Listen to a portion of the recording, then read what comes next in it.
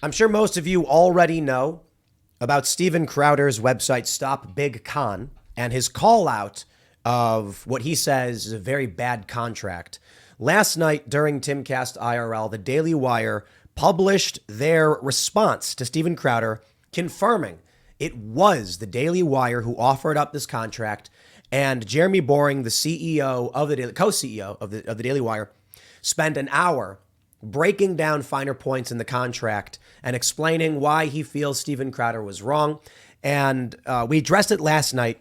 Having actually watched the video now, being able to, because look, when we're live on Timcast IRL, I can't watch the thing because we're live. It's an hour long. I mean, we're not going to turn the whole show into just let's have Jeremy air his personal view here. We looked at a few points in the video that where he highlights key contract points to address them. I've had a chance to actually watch the video now from Jeremy Boring. I've made some notes. It's not so easy to directly address a full 1 hour video, but I want to talk to you about Steven Crowder's perspective, his complaints, and what's going on with the Daily Wire. And, I guess to extent my experience with the Daily Wire and all of this. And I'll tell you right off the bat, I don't think there's any bad guys here. Steven Crowder said, stop big con. It's a big con. And I'm not a fan of that because he's accusing the Daily Wire of that. The Daily Wire guys, especially Jeremy Boring, have been the best external company I have ever done business with in any capacity. And we've done no formal transactional business. What I mean is, I've talked to big companies like Disney and Fox or whatever. And I'm not a fan of how these big faceless garbage corporations operate. The Daily Wire and the Blaze. I've talked to these guys, and some of the times I can roll my eyes, and then I'll come back to my team and I'll be like, yeah, okay, here's what they say to me, but it's still been the best. And Steven Crowder has also been a tremendously good guy to me as well. And so for my position here. It's very esoteric, I know, but I'll try and give you guys as much as a behind the scenes into how this media operates, the culture war, what we're doing, why we're fighting, how we're fighting, my perspective on it, and why I think it's important that these guys don't fight. Crowder is going to be joining us on Timcast IRL on Monday to give his perspective. So I think it's fair to say right off the bat, I commented on Steven Crowder's video. He's right about everything. And to provide context in that, I didn't know immediately he was talking about the Daily Wire. A lot of people thought he was, but he is completely right about these contracts. And so I will say this, to Jeremy Boring, who I consider to a certain degree a friend. We don't hang out all the time or anything, but we're working on some projects together, non-transactional, more just like, I don't want to get into too much detail because I don't want to ruin the fun, but we're planning some fun cultural endeavors. As you guys know, when I went on Twitter and said, what do I got to do? Put up a billboard in Times Square of that Taylor Lorenz docs libs of TikTok. Jeremy Boring tweets, I'm game, let's do this. And the Daily Wire took the charge and helped make all of that possible. I think the Daily Wire is doing tremendously important things in the culture war. And I do not see anything that's happening here as them as bad guys. What I want to say is, what I mean when I say Crowder is right, is that going through these contracts, the situation is completely untenable for someone like Crowder. To receive a contract like this, that, let's slow down for those that aren't familiar.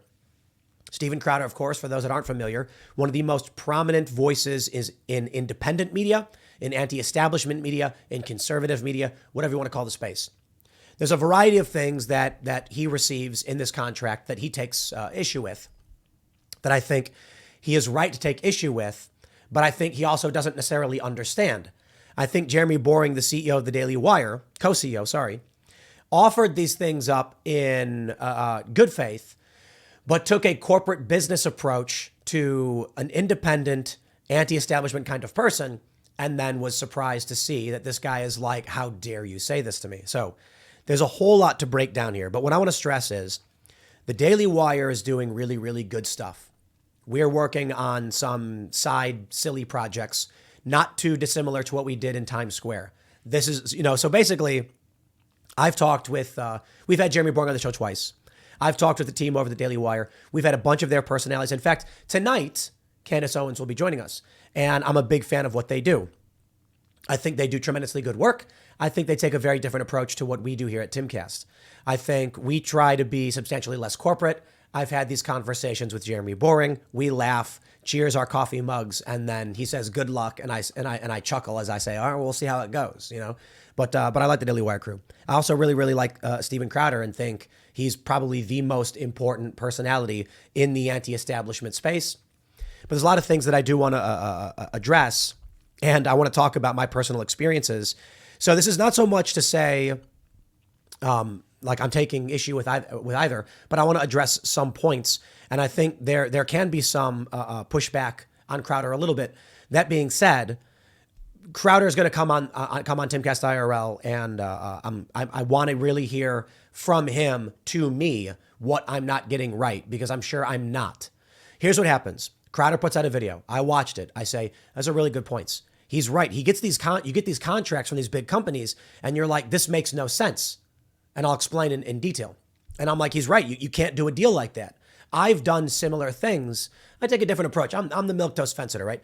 I've gone to business meetings with these big companies, and they've done this to me where they give me a contract that's utter garbage, and I said the exact same thing Crowder did.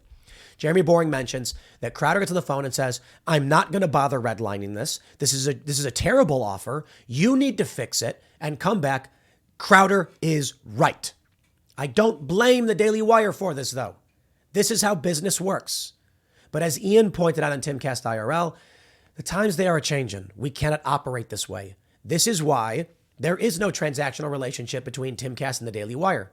They're doing their thing. It's extremely important. We're doing our thing. I hope you agree is extremely important. Become a member at timcast.com if you want to support our mission. Our mission, similar, a different strategy.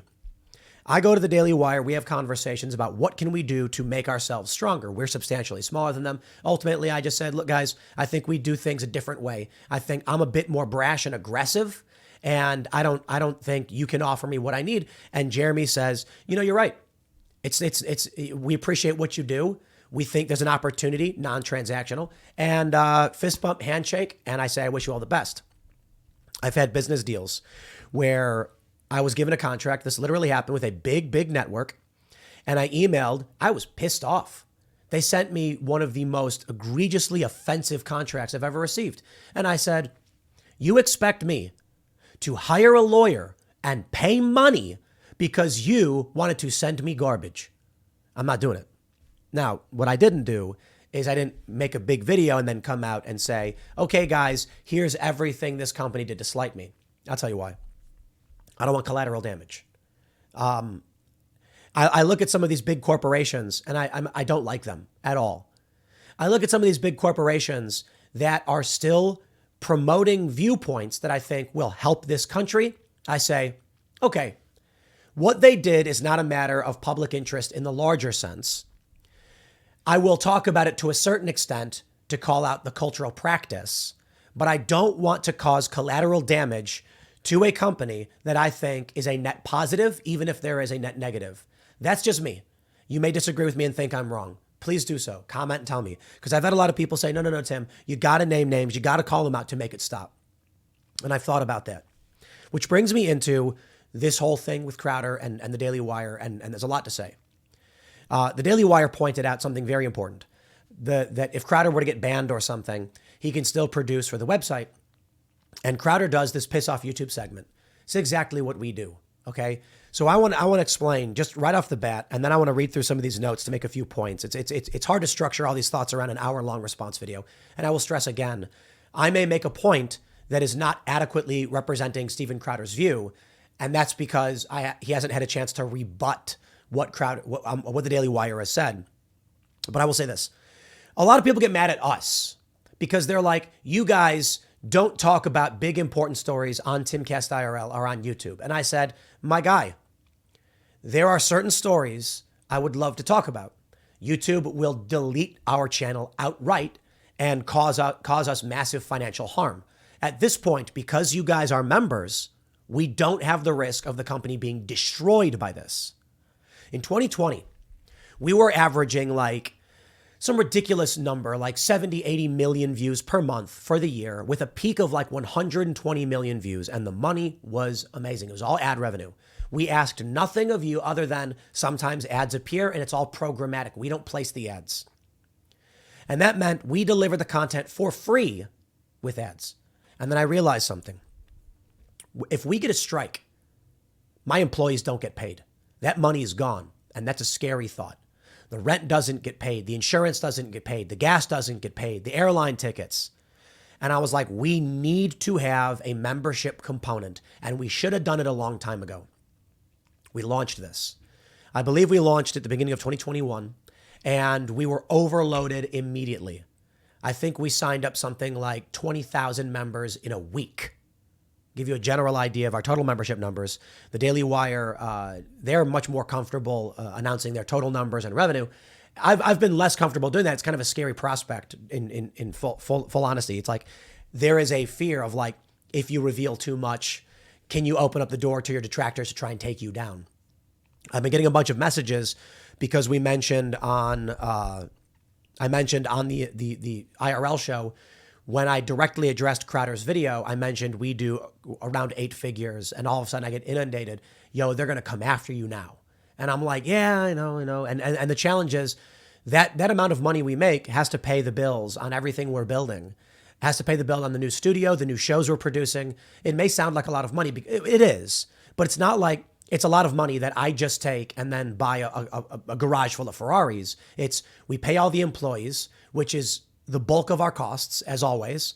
We invest in, we've spent a lot of money on documentaries that are currently being produced. We've thrown money at projects that have been fruitless and have not made us a lot of money. But back to the point. We do really well because of you as members, combined with sponsorships. Memberships makes us the bulk of our revenue. We dropped ads on the website for the most part.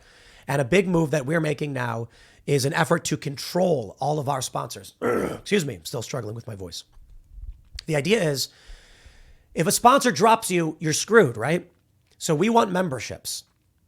If we do a segment that YouTube deems to violate their guidelines, they shut our business down for a week on YouTube. We still have the website, we still have podcasts, so we can still generate ad revenue. You as members give us a guaranteed fortification. When I lost my voice, still kind of trying to recover, I didn't do the morning show for 2 days. That is a terrifying prospect to me because I have obligations. Just because the money is coming in doesn't mean that, just because we're making a lot of money doesn't mean I can stop working. I stop working, it's gone. Employees get laid off, rent doesn't get paid, obligations are unfulfilled, contracts go bad, I get sued.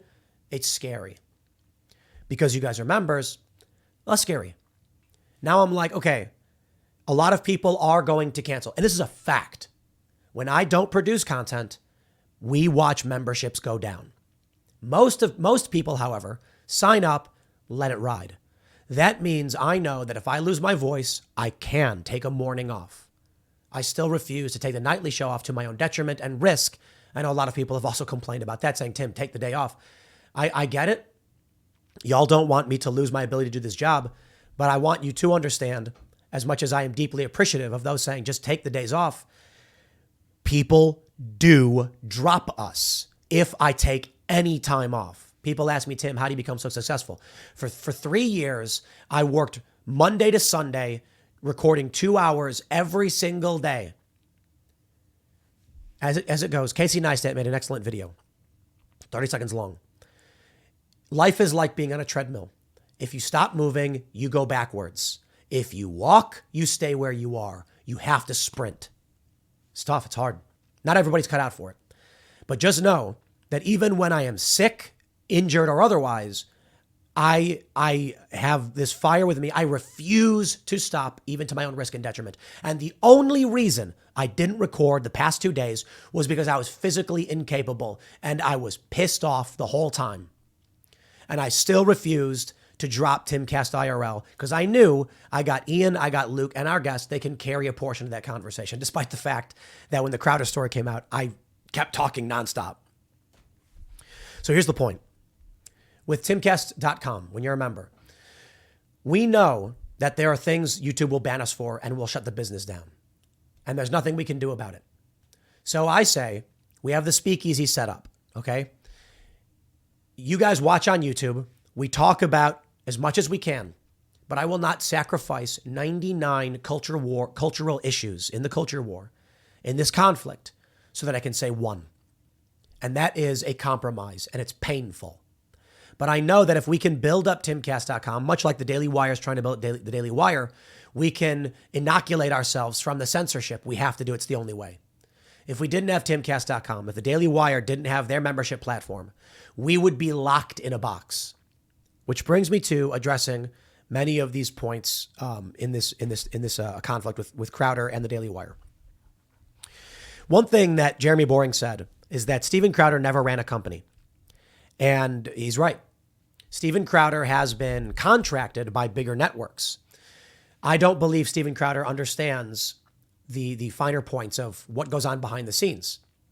That's not to say he's wrong. I think Steven Crowder is right about these contracts. Crowder is not the guy who runs a business. If you want to deal with Crowder, you assume the risks. That's what I would say to Jeremy and the Daily Wire guys. They've come out and they've said, well, how can we do it? If Crowder gets banned or gets a strike, we can't make money. That's not fair to us. And I'm like, then don't do a deal with him. But to Jeremy Boring's point, he literally says that in his video. He says, we realized this is not a deal we could do with Crowder. We said, have a nice day.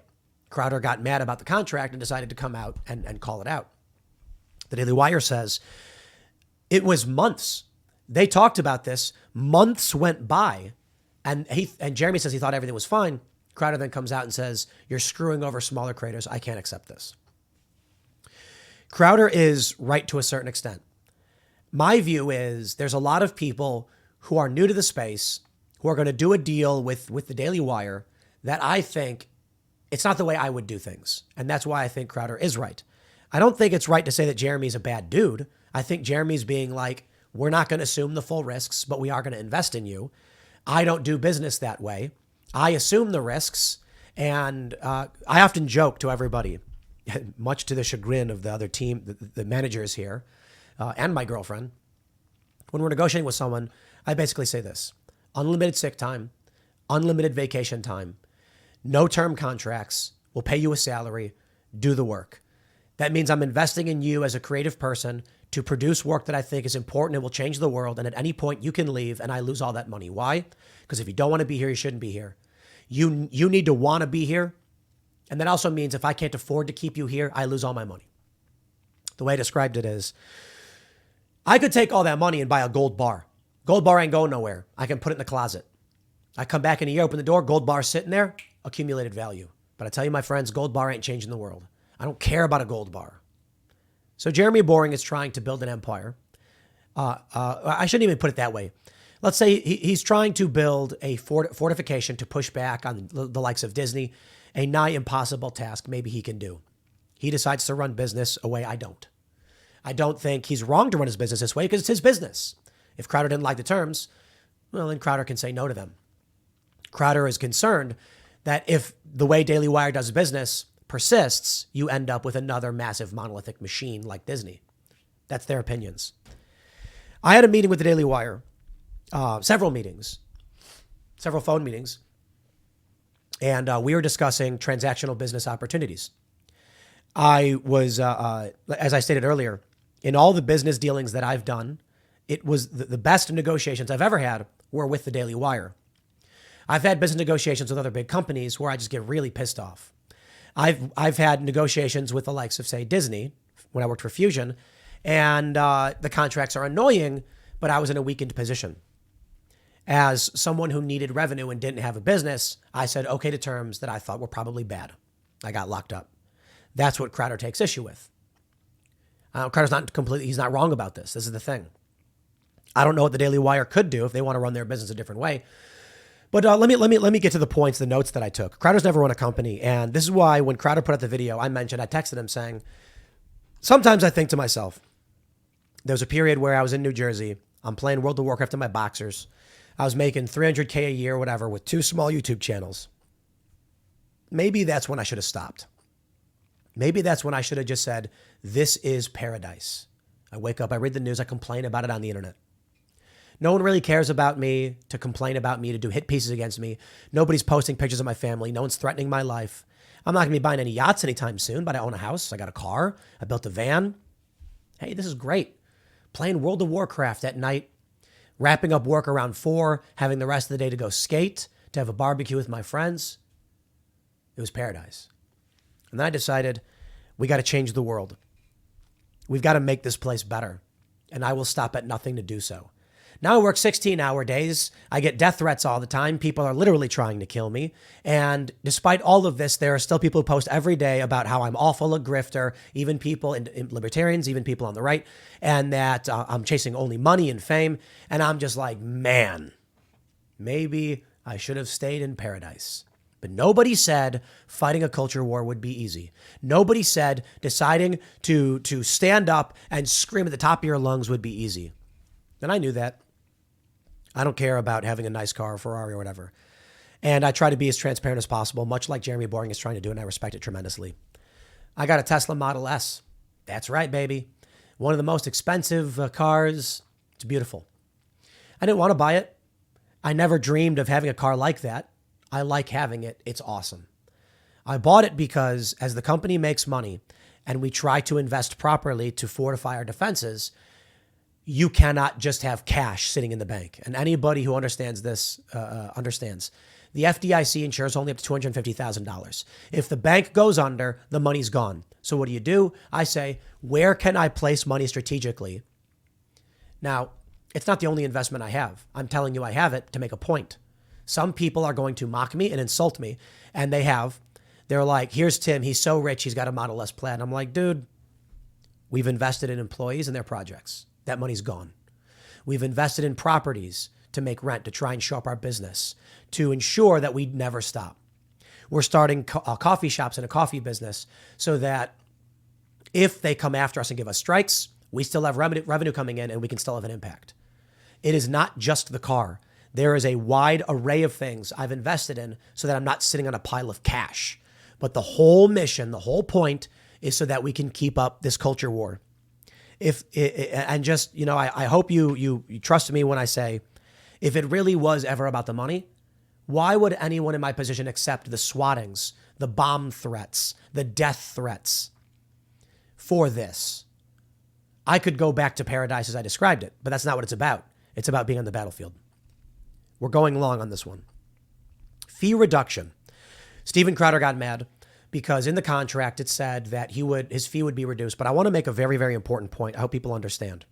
They were offering him $12.5 million guaranteed with a reduction in fee if he got boycotted or got a strike.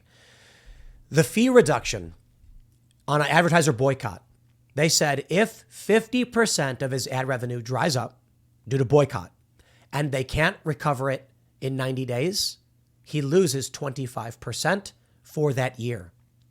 At the start of the next year, it resets. Wow.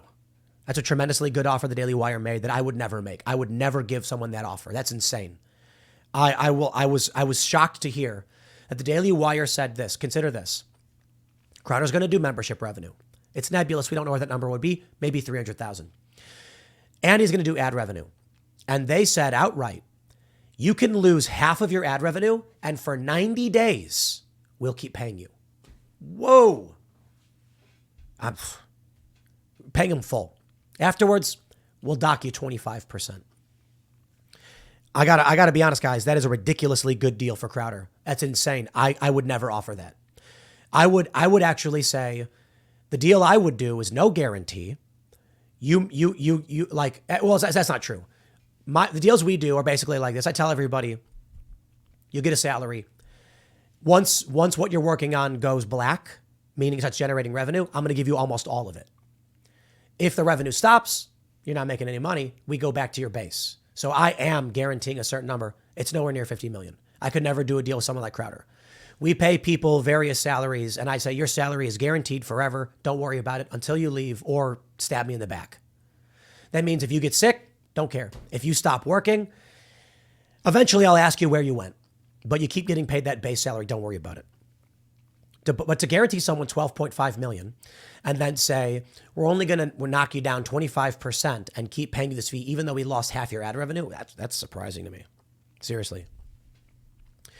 Jeremy Boring makes this point. He says, if we make $1, if $2 come in from your show and we make $1 and you make $1, I give you $1 so you can run your business and pay yourself. We take $1 so we can run our portion of the business and pay ourselves.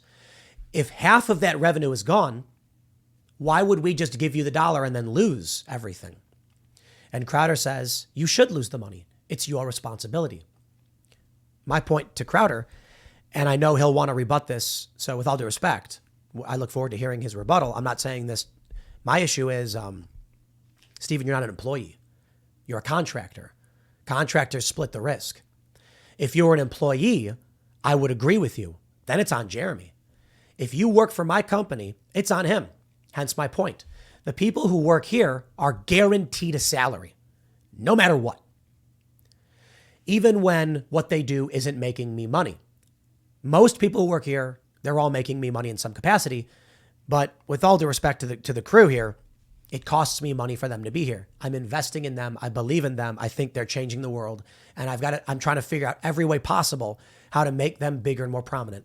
I think Pop Culture Crisis should have 1 million subscribers. Brett and Mary are immeasurable talents. It's costing me money to get them there. They are making money, however, but I spend more believing in them because I see tremendous talent and hard work and X factor. We will get them there. I'm sure of it. And that means I'm going to spend money and lose it so that they can live and work and do what they have to do. When their show reaches the point where they're generating tremendous sums of money, I only ask that our costs are covered and there's like a percentage fee that comes to the company, but the bulk of the revenue needs to go to them to some capacity for them doing the work. We just want to get paid back. We want to build talent. They work for me. They are my employees. I have tremendous respect for them. They can leave whenever they want. They don't have to be here. But that also means I assume those risks. Crowder doing a contract with the Daily Wire, well, that's Crowder. You don't work for the Daily Wire. You have tremendous freedoms. Here's the terms they offer you up front. They say Crowder was already demonetized. And this is where I will ding the Daily Wire a little bit. Daily Wire, Jeremy says, well, you should have come back and redlined that. No, absolutely not. Jeremy, you guys made a mistake on this one. I don't think you're bad guys. I just think you made a mistake on this one. It happens. You should have known that they were already demonetized. Your lawyer should have known this, and you should have entered the agreement knowing that that's a due diligence mistake.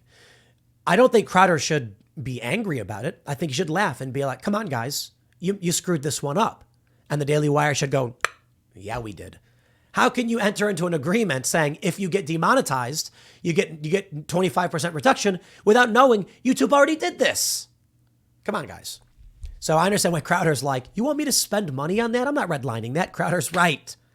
You know, I don't think Jeremy's a bad dude. I think he made a mistake on this one. I don't like his contract as he's offered it.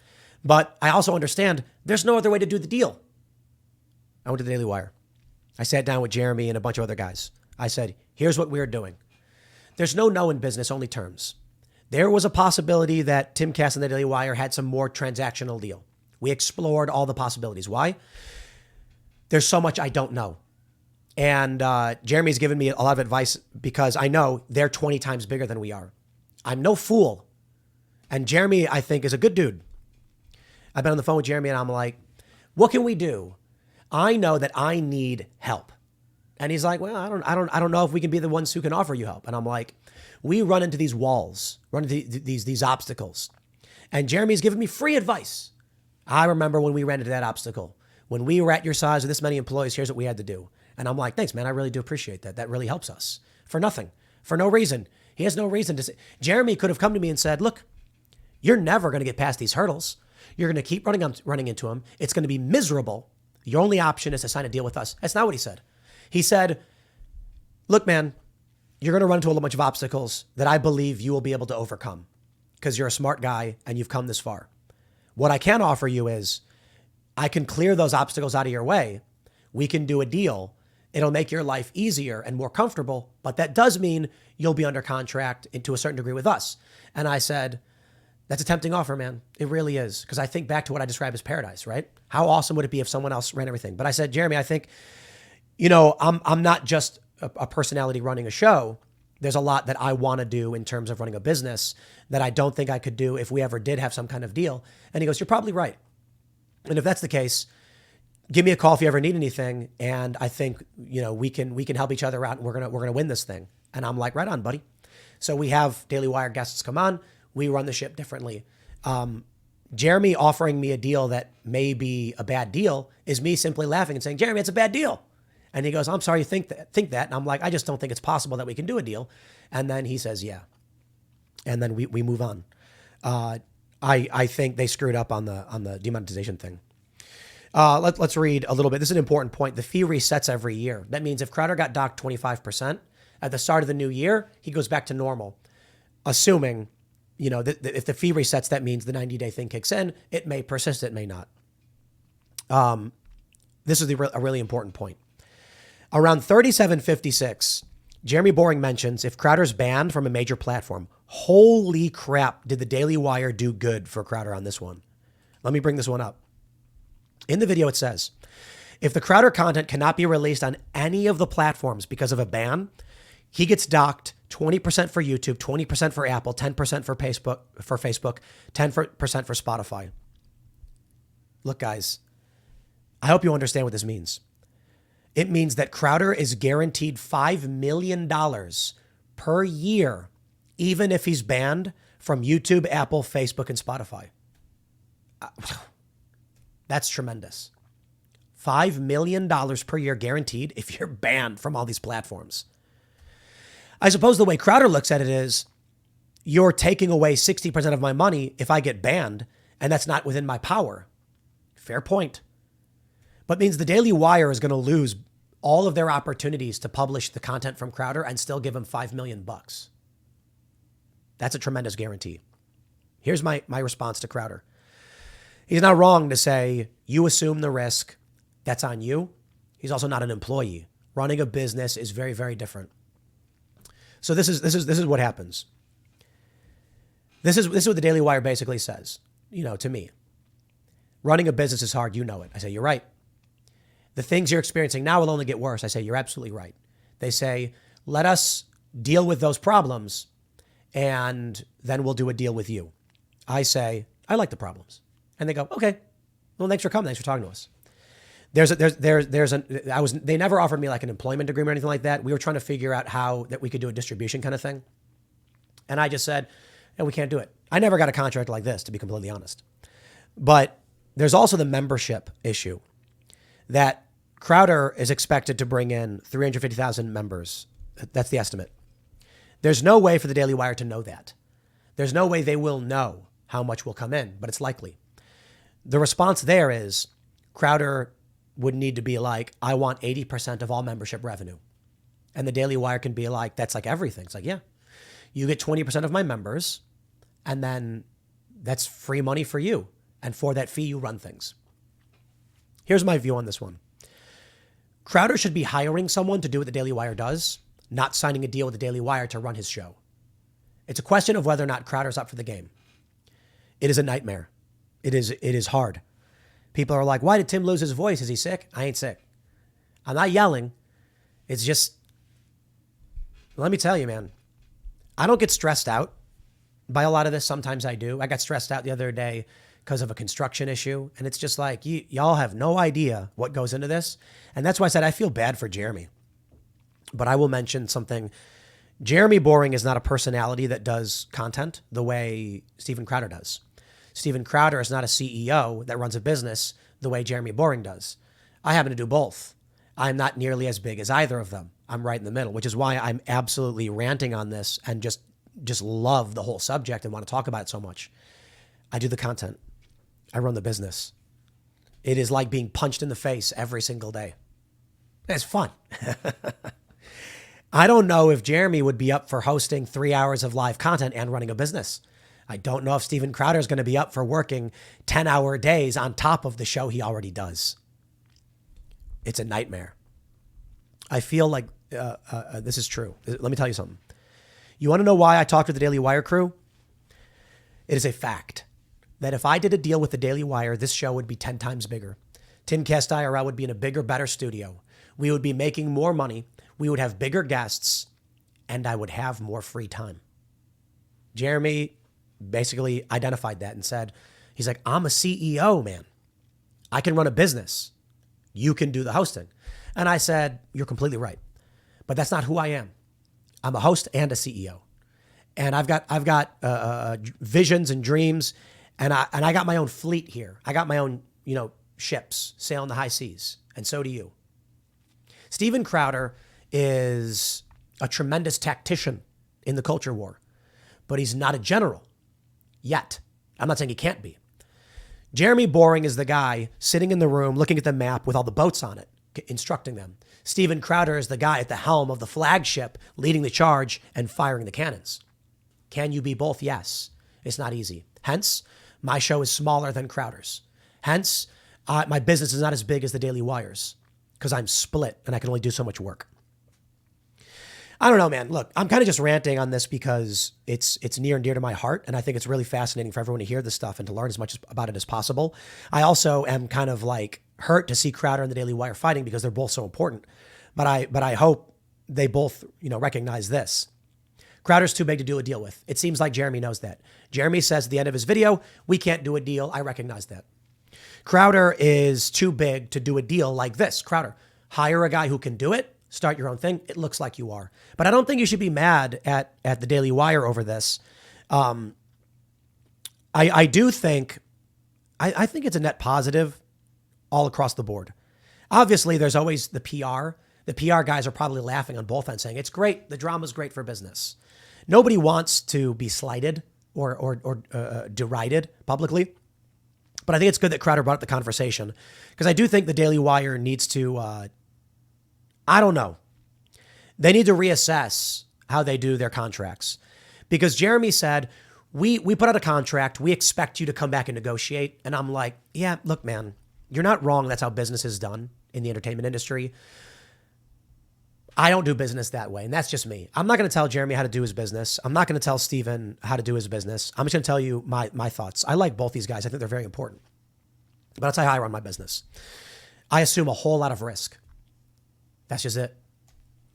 There's a lot of money I've lost on good faith, where I've been screwed over, stabbed in the back. People have been leaking things and lying about me and causing us real pain and harm and suffering. And, I even was brought near to tears when I was doing this video talking about the people who have stabbed me in the back. And I'm just thinking to myself, why would you do that to me? I just don't get it. I try as hard as possible to be as giving as possible. And there are some people that just want to knife you right in the kidney, just right in the back. And they laugh and they go online and they gloat and they brag and they say, I deserved it. And I'm just like, I don't get it, man. So Jeremy takes the smart approach. He approaches in a suit and he stands up and says, you will not knife me in the back. I will do my best for you, but I will not lower the walls of my fortress and take that risk. I don't know, man. He's entitled to that. I'm not saying he's wrong to do it. You will get stabbed in the back. And Jeremy's probably sitting there watching this video saying, your time will come, Tim, where you will learn the lesson that I learned. And he's probably right. We're smaller. And I've been knifed in the back many times. And that's probably why I did the contract this way. I don't know how we solve these things. It may be just that I'm naive. And so I'm thinking the contract's bad and Crowder's right to call it out. I don't know if he needs to be as, calling them con artists or anything. But I think the conversation needs to happen around why these things take place. I think Crowder's going to learn a hard lesson as well. I think he's going to learn a hard lesson when he starts doing deals with people and he does what I did and then he gets stabbed in the back. That doesn't mean you should be the Daily Wire in terms of contracting. It doesn't mean the Daily Wire is wrong to be extremely defensive in this regard. It just means it is a very, very, very difficult space. In the end, I think, I'm saying morally wrong. I think it may be wrong business-wise for the Daily Wire and how they're structuring things. So as much as I like the Daily Wire, I look at this contract, I'm like, I think you guys needed to come out with a contract that was more giving to Crowder, considering he's a massive personality, he's extremely valuable, and you shouldn't expect him to pay the money for the lawyers to redline the contract.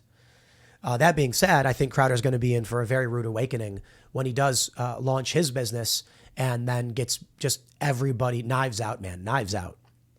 People stealing your money, people lying about you all day and night.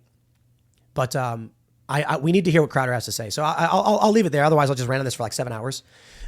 Crowder's coming on the show on Monday to tell me hard facts and details and break down exactly what happened. And maybe there's some stuff I don't know. And I'm willing to hear what he has to say. And I'm grateful that he's willing to come on the show because I'm a big fan. But there's so much more I can say about this. And there's so much more that I want to reveal about how the industry works. But I couldn't do it in 40 minutes. And it's 9:51. I'm publishing this in 8 minutes, so I'll leave it there. Thanks for hanging out for this this breakdown and this view on this whole issue and everything. And stick around, 1 p.m. I'll get back to the news and we'll talk about more stuff. Thanks for hanging out, and I will see you all then.